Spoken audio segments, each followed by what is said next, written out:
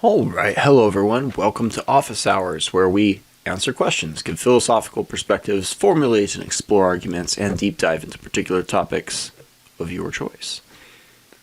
Brian asks, you once said something akin to, feminism is wrong from the beginning. I'd love to get an Office Hours video on that, going through the start of feminist thinking and your critique of why it's wrong. Well, this is a, shall I say, under-asked question, and a very important one. And it's an important one because you'll often hear both from Republicans as well as from increasingly more Democrats and liberals as well, something along the lines of, well, I'm not on board with second wave or third wave feminism, but in the beginning they had some really good points. You know, it really went off the rails with third wave feminism. This is like basically everyone. This is a very, very common take, a very, very normal take, and it's incorrect, in my view.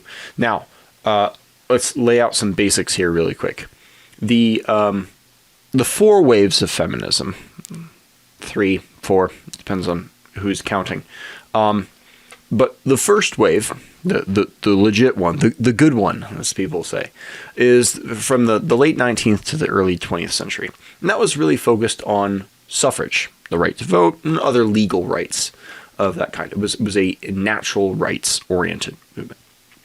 Then you got second wave feminism. That was very much a civil rights movement. And you started getting a different tone. There was a tone shift in the 60s and 70s, a little bit more aggressive, might say a little bit more Marxist, but it's a conversation for another time, because we're not really talking about second wave or third wave feminism. Third wave feminism was 1990s to 2000s. People usually talk about this as a cultural and a linguistic and a postmodern movement. It was much more classical femininity, but much more boss bitch, really leaning into and attempting to seize and, in a kind of amusingly misguided way, reappropriate terms like bitch and slut, like to re-own these terms and subvert the gender stereotypes that were negative and controlling into a positive way. There's a whole discussion to be had about that.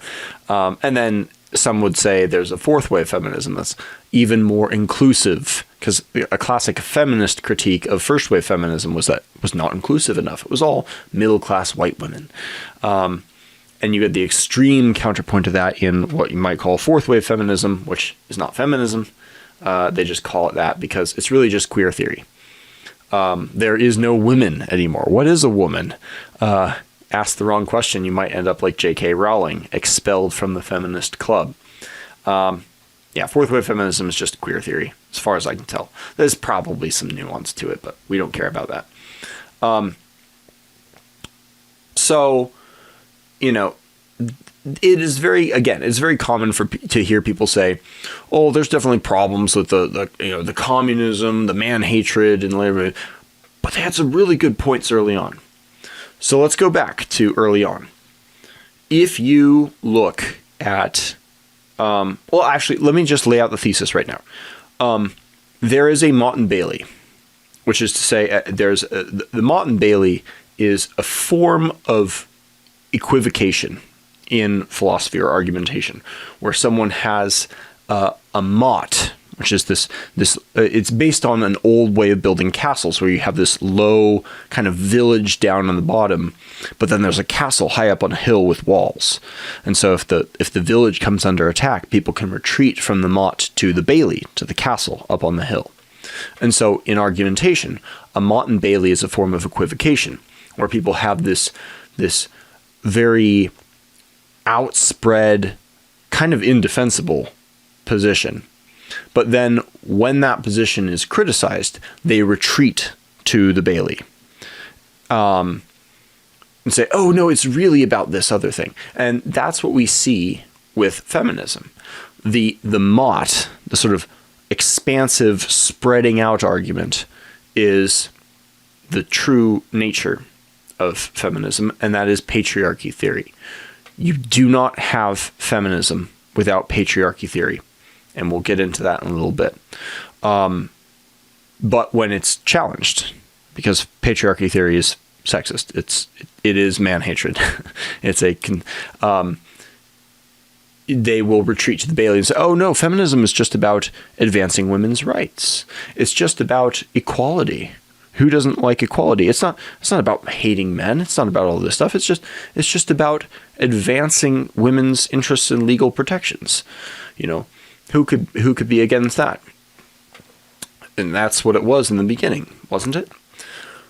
Allow me to read from the Declaration of Sentiments, also known as the Seneca Falls Declaration from 1848. This was penned by Mary Cady Stanton, if I remember correctly.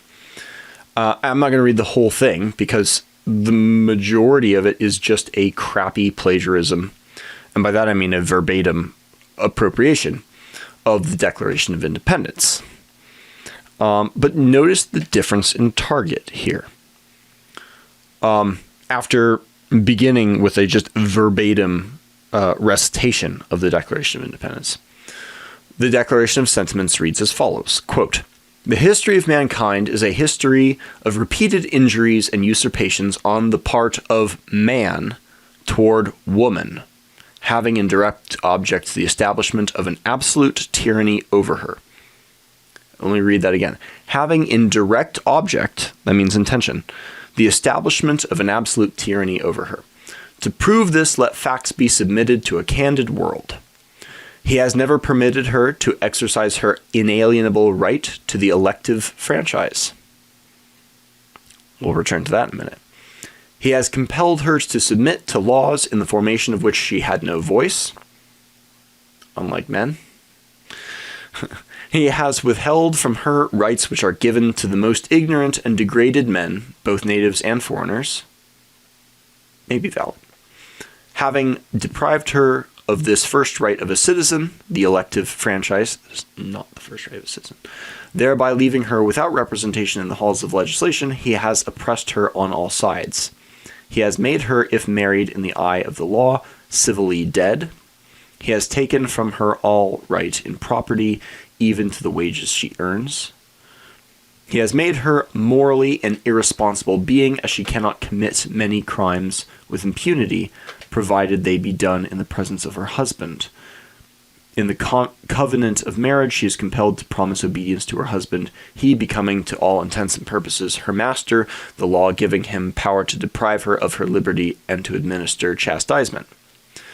He has so framed the laws of divorce as to what shall be the proper causes of divorce, in the case of separation, to whom the guardianship of the children shall be given, as to be wholly regardless of the happiness of the woman, the law in all cases going upon the false supposition of the supremacy of man and giving all power into his hands. And it goes on. It's a list of general complaints. It talks about the church and other things. And it is worth noting that, again, this is imitating the Declaration of Independence. But instead of alleging tyranny at the hands of one man, George VI, based on specific crimes and incidents, or alleged crimes, you could say, violations, they allege tyranny in very general terms at the hands of all men. Now, I don't mean to strawman here. There were laws at the time that they were referencing. I believe in particular coverture laws, which describe what happens to a woman legally within marriage. We'll get into the law in a little bit.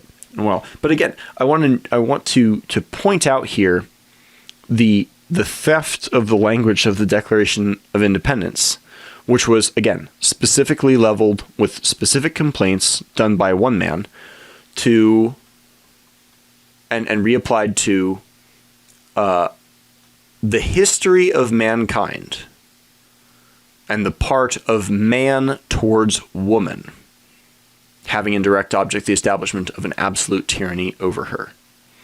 I'll let you read this short document on your own if you like.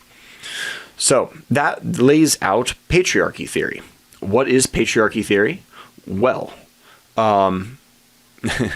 patriarchy theory is, if you look it up online, it'll say something to the effect of it's an ideology that justifies male superiority and dominance, or something to that effect, and it's also like the resulting social organization you see. What it actually is, more specifically, it is a conspiracy theory that men have collectively conspired to oppress women. That it is the claim that sexism is, to borrow James Lindsay's language, I think, the central organizing principle of society. That all of society is built upon the structural suppression of women. So, is it true? The way I'm stating it here, it sounds very, bald and blunt, and so maybe people might shy away. But perhaps the feminists are still right. Perhaps it is that brutal. But I think when it's put plainly in that way, it becomes obvious that it's a complete misreading, not only of male psychology, but also of legal history and why the laws arrived the way that they are. First of all, it's a projection of female collective identity. Women tend to be, speaking in generalities here, some women won't grasp this. That's a bait. Don't take it, women. Women tend to be more naturally social than men. Women are, if I could be crass in general, better at social coalition building than men. They're better organizers. But furthermore, and more importantly, men don't compete with women. Men compete with other men, but competing with women socially, and this is something Jack Donovan has pointed out, various other people have pointed out, is a lose-lose proposition. If you compete with a woman and you win, you're an asshole. If you compete with a woman and you lose, that's dishonorable. Now, women can say what they like about whether men should feel that way or shouldn't. That is the reality. And there are biological reasons why we come pre-programmed this way. And this is not socially programmed. This is natural. Men naturally have this thing. Now, society can deprogram you. If you want to talk about things that are social constructs, men could perhaps learn to feel comfortable competing with women. Perhaps some men have. Perhaps more than a few men have, as we have seen in recent sports. But that's not the default setting. However, women, as a rule, do not have the same compunctions about competing with men. And this is just observable in our day-to-day life. So the idea that men would be holding down women to suppress them in a gendered competition is sort of silly. But maybe that's not what they're stating. The real reason, though, that men have these laws is that there's a certain reciprocity between protections and liability. The purpose of the law in its inception, its very origin, was the resolution of the blood feud. If a man kills another man, or a woman, but usually a man, what is the price of that? Without some kind of arbitration, what happens is escalating cycles of violence. You end up with a blood feud where one man kills another man, then that man's family kills a member of the first man's family, and so on without end, until one family or the other or both are wiped out, or someone moves away or something. It's very often forgotten that women have a very prominent role in these blood feuds. If they are not the instigators of them, as was the case with Helen of Troy, they can be the perpetuators of them. They can participate in them directly, as did Clytemnestra, might perhaps be thought of as something of a feminist icon. She gives a bit of a feminist speech if you read the play Agamemnon by Aeschylus, a very early 5th century feminist speech. So I think the best way to illustrate this is to borrow a point that's been made by Karen Strawn. When did women get what they were asking for? When did the first wave feminist movement succeed in getting universal suffrage? They got it in 1920. They got the passage of the 19th Amendment that granted women the right to vote. 2 years before that, in 1918, there was a Supreme Court case called Arver versus the United States, where citizens sued the United States government against the draft. They said it is unconstitutional. It is a kind of enslavement, to conscript us into this war that we wanted no part in, had no benefit in.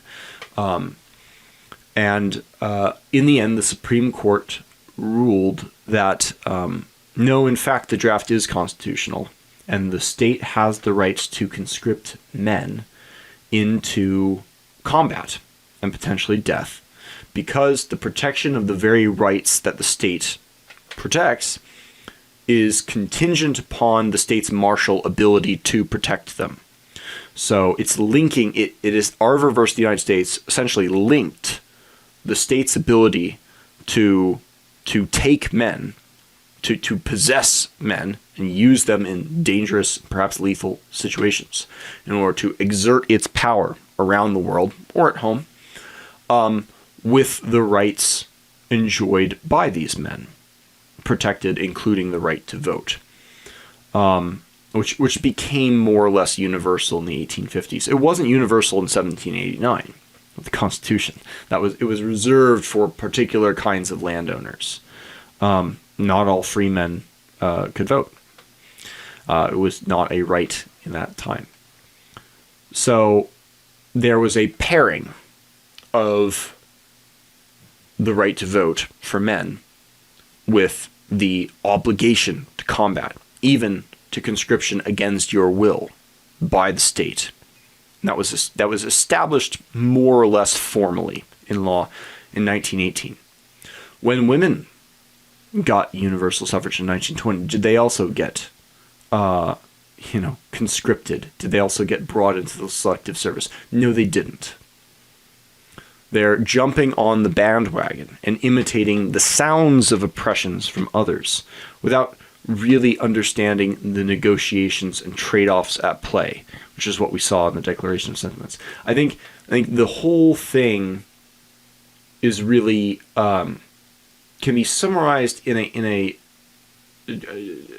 tragically bad interpretation of neurology.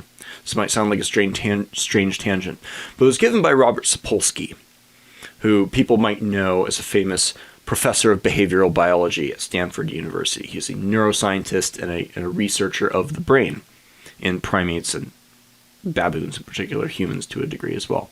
Fantastic set of lectures, can't recommend highly enough. However, he's only human and comes to some bad conclusions.